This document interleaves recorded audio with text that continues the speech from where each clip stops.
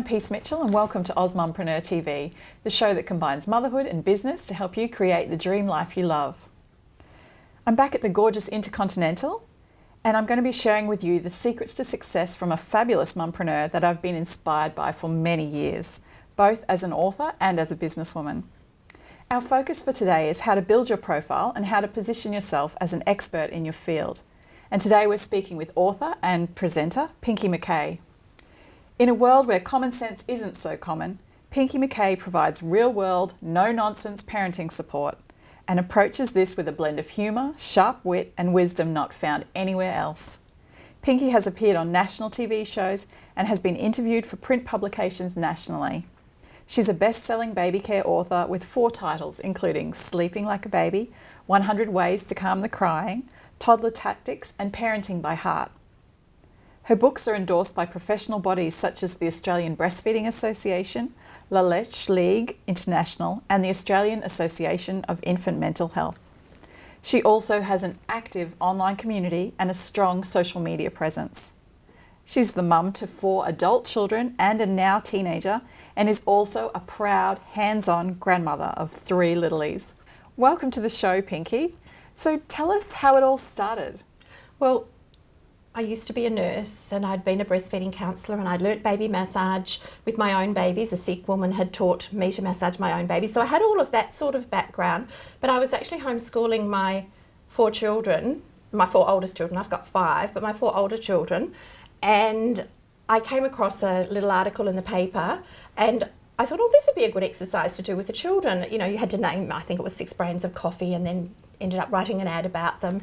And I did it, and I did it with the kids, and I thought, oh, I think it's a competition of some sort. So I sent off this entry form, not quite sure what it was, and I got a letter back saying that I'd been accepted into this course, and I can remember them saying I was going to have an exhilarating year. And I'm thinking, okay, what's this about? So I rang a friend whose lover was worked in advertising, and I said, John, what is a copywriter? What do they do? I've got into this course. And he said, you have to do it. You have to do it. So I went into this course and they only pick 10 people a year out of 2,000 applicants. And so they nicknamed me Applesauce because I was the mumsy with these little children. And it was the era, it was in the late 80s, the era of baggy pants and Porsches and advertising. You know, the economy was really good. And weekend workshops, I took my breastfeeding toddler and, you know, it was in the days of the big M ads and breasts were used to advertise fast cars, race horses, anything but feeding babies. So that was all quite a shock to these people. I'd never seen so much expensive alcohol consumed in one day. And we had a talent quest and I won that, and we had, and it was just a comedy skit that I did, and we had a client come on the Friday night, present. We had to do an ad campaign and present on the Sunday, which I pulled off very nicely, even though I had a baby there who needed to be breastfed. It all worked, it was fine. And I think that was a bit of a surprise to them because they sort of made this big fuss about this mother who could do stuff. And I'm thinking, mothers can multitask, mothers can do anything. And then about a year later, I had been working on a Friday. I got offered some really good jobs, but I've always worked family first, and those 4 kids needed me. So I thought, I'm not going to change their lives. I'll find a job that suits me. So one day a week I did advertising, and then I came up with this big lump in my neck. It wasn't malignant, but I was very, very sick. And for about 6 months at least, I couldn't even walk to the letterbox. So I was really unwell. And it sort of had started quite close to Christmas, and I thought, oh my God, financially, what am I going to do? And so I sent off an article to The Age, and it was the feminist pages, and they rang me to write more, and it went from there. But there were some very funny instances of sitting there with the 3-year-old coming up for a breastfeed, and one of them I was discussing the feminist perspective of a one-woman play about King Lear to the editor as this child is groping at my shirt.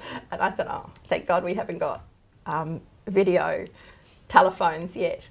And it went from there that I started to write more and more, and in those days you could write for the Herald, which was the evening paper. You could write for the Age at the same time. I mean, now you probably don't write for both, at least not under the same name if you were doing it.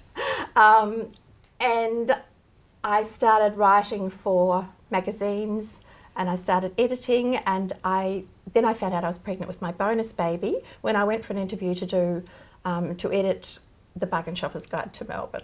And I thought, well, I can't take this project on because my last 2 pregnancies I'd actually had a lot of bleeding, and I thought, look, I don't want to put myself in a position where I'm going to let people down. So they offered me a baby book to do, and which was a smaller job. And because I was pregnant and I was back in there, you know, I even went to see Shirley Kitzinger speak when I was pregnant. You know, I had her pat my pregnant belly. So, you know, this whole bonus baby thing, I just thought, well, look, I'm just going to embrace this. I'll probably never have another child anyway. And I kept ringing them up saying, but this stuff's wrong, but this stuff's wrong. And they said, well, rewrite it. So I did, and it sort of went from there. And I was writing for baby magazines, I was editing magazines. And then as the internet came on, I really noticed this terrible lack of confidence in mothers. It was almost like the more information they had, the more confused they got. And that was when I approached a publisher about writing Parenting by Heart. And I rang this publisher in Melbourne because all the publishers for magazines that I worked with were in Sydney. And I rang and I spoke to the director of publishing. Actually, what I did was a cheeky thing. I rang up and asked who their director of publishing was. Then I made a second phone call and asked, could I speak to this woman called Elizabeth, and got straight through to her. And you hear about slush piles around publishers. I spoke to her and she said, look, we don't do parenting books. I said, no, that's fine. But if I just sent you a 1-page synopsis, would you be able to direct me to somebody who might be able to do that? And I sent her this 1-pager and she invited me out for lunch. And I had lunch a week later and had a signed, sealed contract for a book. So that was Parenting by Heart, because I just felt we're losing that intuition. We're looking outside for answers, and it just really all sort of went from there.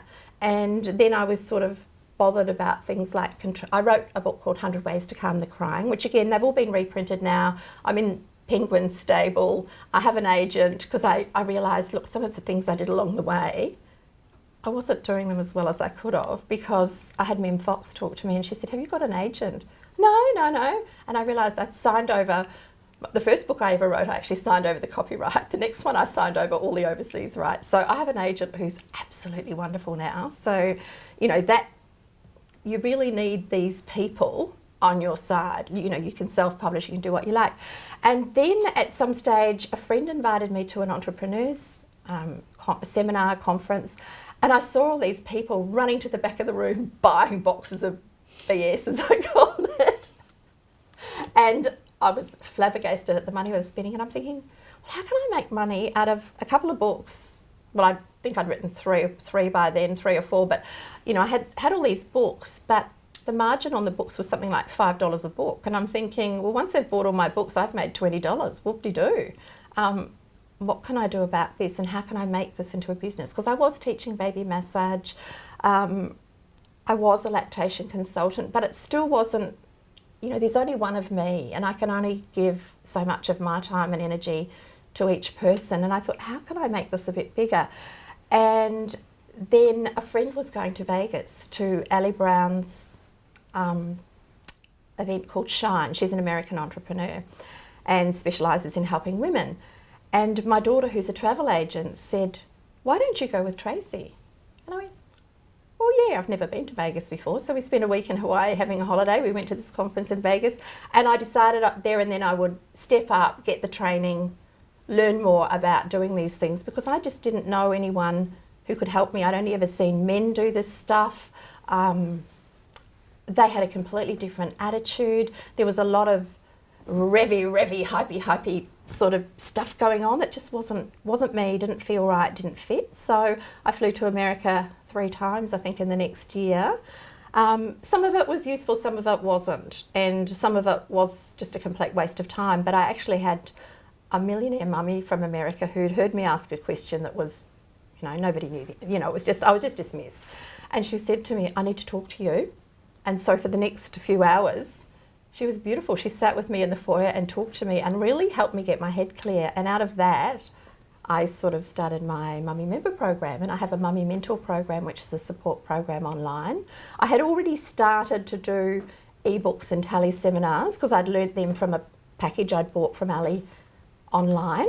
So I've been doing tally seminars for about 5 years, and at that stage no one was doing them for parents. And so it was really about educating mothers as to what they actually were, and that they weren't going to get a box of something in the mail. They were going to get a recording they could download straight away. And so I still do those. And it's wonderful because you can just download this information, put it on your iPod when you're out walking the children or at the gym or doing housework. Women have said to me, look, I folded all the washing while I was getting my parent education. So that's been a really, they've been really good things.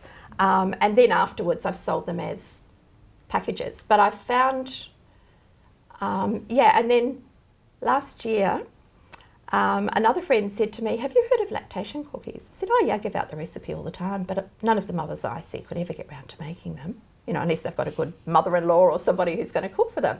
And she said, why don't you make them? And I went home and I went, and I mentioned it to my designer, and he and my son, who are, there's a whole group of gay guys with fantastic jobs and all creative, and they're all friends, and he said, oh, Peter is managing a bakery. That was one of their friends. So I spoke to Peter and we did some sampling and testing, and unfortunately, and we started putting them out, the booby bickies.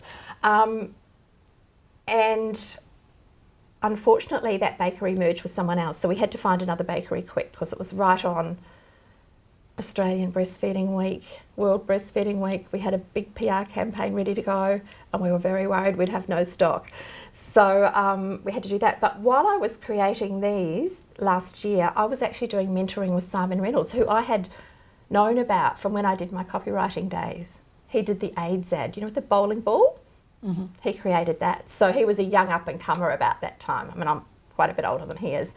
And last year I had been to a seminar of his and I actually had mentoring from him. So, my copy's all been proofread by Simon Reynolds, which is a pretty neat thing, but I did write it. So I've still got that skill of, the writing and the copywriting. So every little layer, I think, just builds on, because you think, okay, so I'm teaching baby massage, I'm doing, helping mothers with their breastfeeding and their mothering and their babies settling.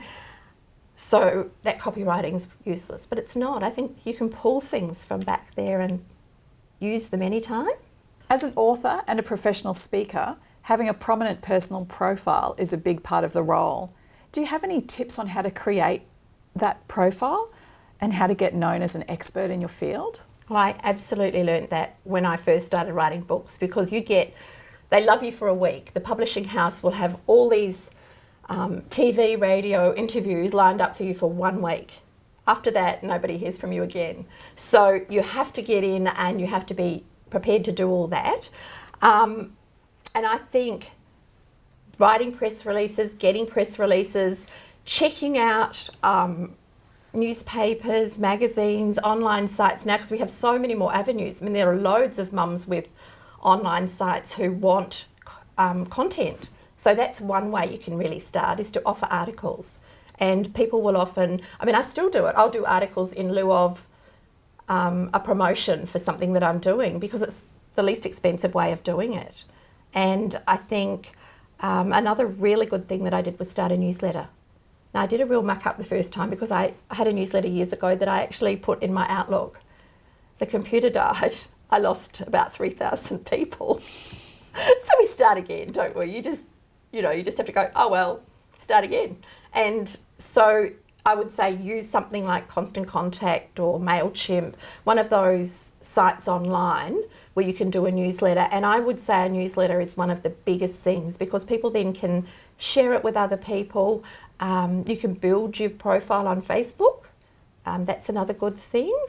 So there's lots of sort of free and cheap ways to build that profile. Networking is another good thing. If you're going to be speaking, share your brochures with other people and swap. That's what I did in the early days. Childbirth educators, yoga teachers, whatever. I'll have your flyers at my event if you're happy to give out my flyers.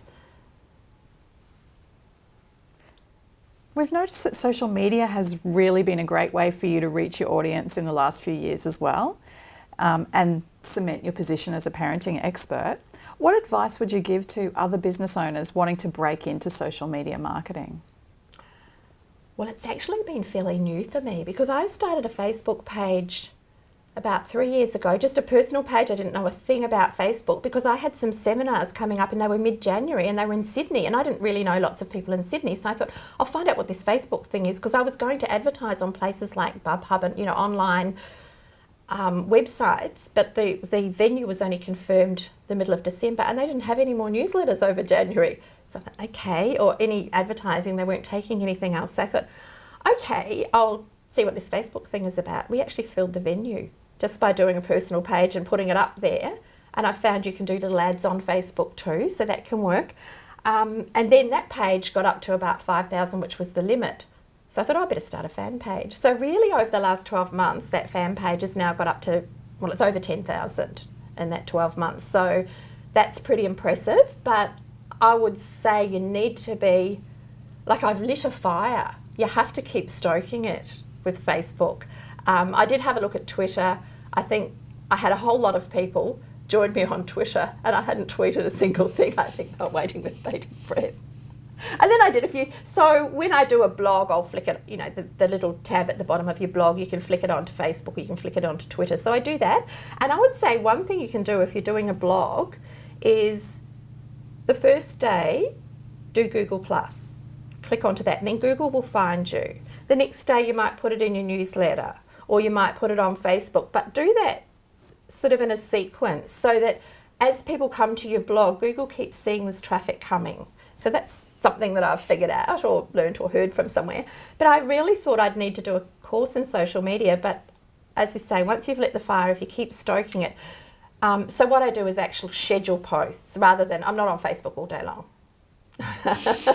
You know, probably between 10 and midnight, I'll chuck up a few posts for the next day, and I might answer some questions. Like, people will either private message me if they want to be anonymous, or they'll put some questions up, and I'll actually make sure I answer a few of those questions depending on the time I've got. But I find even putting the questions up, if I don't have time to actually answer, the other mothers will. And I've found I've been really strict on my values on Facebook, because I'll find, because I don't believe in leaving babies to cry, to train them to sleep. So if anyone advises that to another mother, or for instance, there was a man came on, and he must have been from the UK, and I'd had surgery just before Christmas, and I'm sitting there, you know, I was getting up late, and one of the mothers had said, when Pinky gets up, he'll be gone.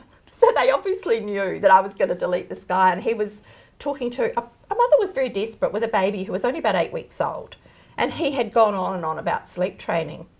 And a couple of the mothers had said to him, this isn't the page, you do that. So I deleted him, and then he came back at me and said, how dare you delete me just because you don't agree with me? And I thought, well, I'm really sorry, buddy, but I don't agree with you, and it's my page. And he then put up a video he was trying to flog.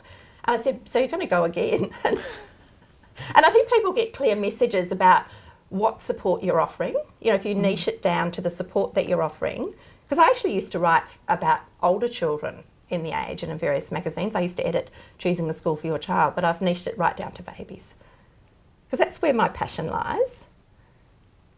You've been so successful in business, and I'm sure that you've seen a lot of changes both in parenting styles and in business over the last few years.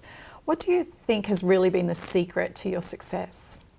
I guess getting to know the people that you're talking to. I mean, I really have a passion. I like to listen to the mothers. I'm actually working hands-on with them, or hands-off really. I've never grabbed a boob like that.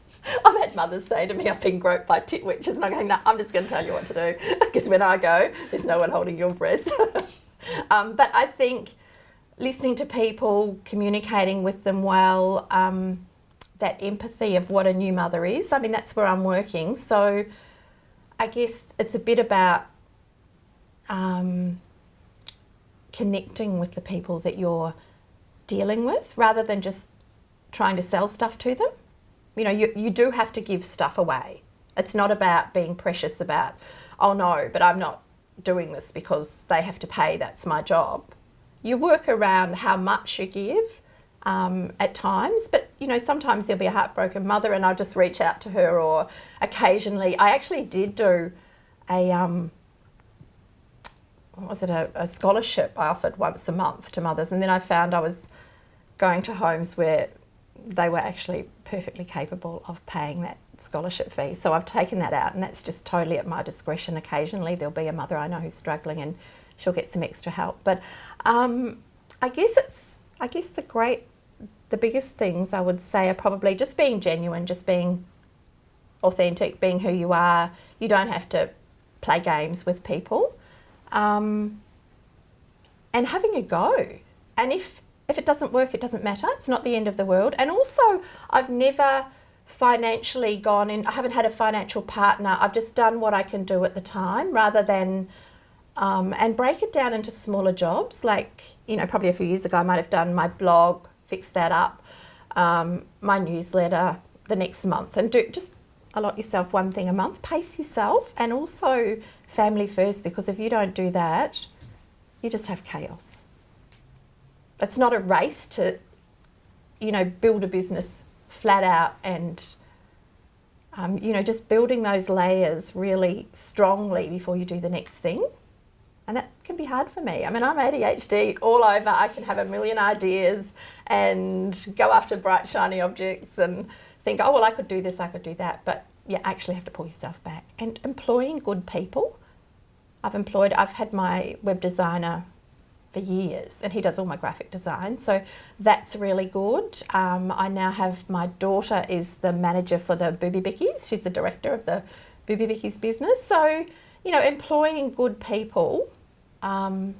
She was a manager of Flight Centre in a very posh suburb in Sydney, making them millions and winning awards, so she knows how to do things. Yeah, and I guess, what do you think I've done? It's really hard to know. It's really hard to put it into one secret, isn't it? One secret, yeah. But I guess keeping on going. Because there'll be things you do that don't work necessarily, but keeping on going. And sometimes thinking, instead of thinking I can't afford it, when it might be an advertising campaign that you want to do, or it might be a new product you want to do, thinking, how can I afford this? And then you'll do it. And giving people, delegating, you know, finding people who can do work for you. You know, you never get rich doing $20 an hour jobs. Yeah, great advice. So you've recently launched your Booby Bickies. How did you develop the product? And as well as that, how did you know that there would be a demand for something so unique? Well, I guess the demand thing wasn't as clear. It was that, you know, people are making these at home, and the mothers that I was seeing, again, it was listening to mothers, that they didn't have time to make a sandwich, let alone anything else, you know, and to get out to the supermarket. So what I was finding was late in the afternoon, mums are really tired. They'll reach for the chocolates, or they'll reach for the snacks, or they'll grab a cup of coffee, or mothers were even drinking Diet Coke. You know, there's a whole range of things that will then go through your milk, and they won't be healthy. And I'm really conscious of mothers looking after themselves, because you have to, it's such a big job. And then finding that they weren't doing that. So I thought, okay, it was really a bit impulsive. I didn't do a whole lot of research as to, you know, I mentioned it to a few people and thought, you know, and they will go, yes, it's a good idea, because all your friends do, and your family go, and my husband's going, well, what's that going to cost you? You know, so you get your positives, you get your negatives, and that's really not helpful. So what we did was last year at the Baby and Toddler Show, we actually launched the cookies just in a paper bag with a sticker on. We did a batch of them, and they just flew. So we were right. We went ahead with the packaging, and which I'd written all the copy up. Everything was almost ready to go, and carried on from there. So you can test your idea on real mums, and I find the expos are a really good place for that, to see if they're going to fly, and then you can put them on your website or sell them into retailers or whatever. And what we did it wasn't just the bakery, we actually had the bakery, but we have had a food technologist, we've had a dietitian on board, and I was really insistent that, you know, the oats had to be organic. The flaxseed has to be the right kind of flaxseed, because if you get flaxseed that's had the oil pressed out of it, you don't have the goodness. So, you know, it was really sourcing the right ingredients and getting that food technologist on to do everything and write out the recipes and conjure up the fat, sugar. And we've gone to a new bakery, actually Snowy Mountain Cookies make our cookies now. We're now having them lab tested for shelf life, because initially the difficult thing was we only had 3 months shelf life, which is very good when you've got all natural ingredients. However, by the time you get it out to a shop, and I've noticed some of the big chains, they insist on a 12-month shelf life. We're never going to get that. So, you know, you'll get baby food that's older than your baby, but these are for the mothers. So it's a nutritious product as well as has lactogenic ingredients in, which, depending on how sensitive you are to foods, we've had fabulous reports of mothers finding they've eaten 1 or 2 cookies and they've woken up in the night bursting with milk, so they haven't had to get up and express. So, you know, that's really good, but you still have to do all of the other things like feed your baby. They're not going to grow man boobs on, you know, guys won't lactate if they eat them. Excellent. So my final question today, Pinky, is if you could go back in time and start your business again, what would you do differently? That's a really hard one. Firstly, I wouldn't start my newsletter in my Outlook. And I think it's been such an evolution. It was never a deliberate plan, and I find I don't have that ability to do a 5-year plan. I just don't. I don't know whether it's how I grew up with unpredictable events in my childhood. I don't know what it is, but I've actually, you know, I did a lot of talking to Simon about that, saying I can't. It's not in me. I can do a 3-month plan, and that's fine. I can do a 12-month kind of plan, but it's going to be jigged around with on the way. You know, things are going to come in from left field, and I'm always ready for that. And I think as a mother you are. I think that's the thing about being a mumpreneur. You're okay about stuff coming in from left field. You're not going to fall apart. You're going to think, okay, how can we fix this? What can we do? So I really don't know what I would do differently. It's interesting to look back and say, well, I would have gone straight to this or straight to that. But I think those layers of learning really come into their own later on. And that experience sets a foundation for you. You don't need all of that experience, but I think sometimes it's good to have it. I would have possibly not spent as much on learning sometimes, maybe. I don't know. If I'd known what I know now, it's different. You know, it's sometimes you can be amazed by people who present as though they're going to teach you the world, and often they're telling you the same thing anyway. So, you know, I think a good mentor is really important for part of it, but, you know, you can have gaps in that. You don't need someone all the time. Thanks so much, Pinky. It's been wonderful chatting with you today, and congratulations on all of your success with your books and your brand new products, Booby Bickies. Thanks, Peace.